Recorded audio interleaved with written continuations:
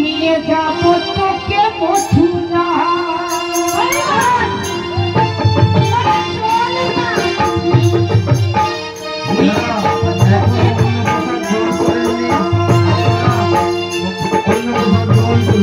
যারা এখনো অন্য প্রসাদ গ্রহণ করেননি, এদিক ওদিক ঘোরাফেরা করছেন, আপনারা বসে যান, অন্য প্রসাদ গ্রহণ করুন। ভক্তবৃন্দদের কাছে যেটা আপনারা আমাদের অপুরন্ত অন্ন প্রসাদ রয়েছে, প্রত্যেকেই অন্ন প্রসাদ গ্রহণ করেই বাড়ি দেবেন।